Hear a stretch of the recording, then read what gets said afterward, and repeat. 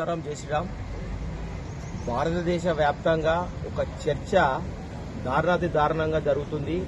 ప్రకాష్ రాజ్ అనే కుక్క ఈరోజు హిందూ ధర్మాన్ని, హిందూ దేవతల్ని అవమానిస్తూ మాట్లాడుతున్నాడు. పెద్ద పెద్ద వేదికల మీద హిందూ ధర్మాన్ని అవహేళన చేస్తూ మాట్లాడుతున్నాడు. అరే, అసలు ఫస్ట్ నువ్వు ఎవనివిరా? నువ్వు ఏ మతానికి సంబంధించినటువంటి రానిరా? నువ్వు క్రిస్టియన్ మతానికి చెందినటువంటి వాడు. మీ క్రిస్టియన్ మతాన్ని పూజించుకో, నువ్వు ఇంకేమైనా చేసుకో. మా ధర్మాన్ని ఎందుకురా నువ్వు దూషించేది? హిందువులు చేతగాని వాళ్ళు కాదు. నా కొడక చెప్పులతో దాడులు చేసి జరుగుతుంది నీ మీద.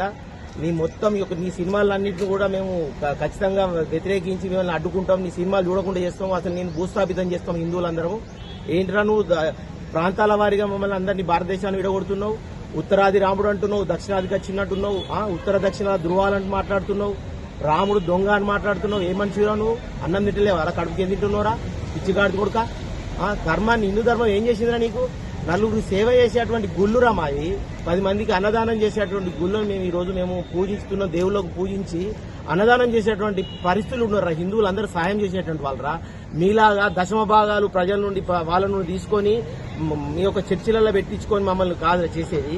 మొన్న నువ్వు ఎందుకురా మీ తల్లి మతిమూర్తి చనిపోతే కూడా మరి మీ యొక్క మతాచార ప్రకారం ఎందుకు చేసినవరా నువ్వు?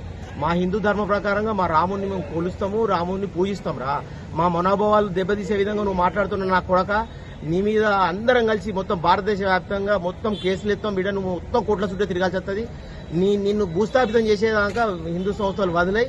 ప్రతి ఒక్క హిందూ సోదరుడు కూడా ఈరోజు నీ యొక్క మాటల విధానాన్ని అందరికి ఖండిస్తున్నారు. ఖచ్చితంగా నీకు బుద్ధి చెప్తాం, గుణపాఠం చెప్తాం.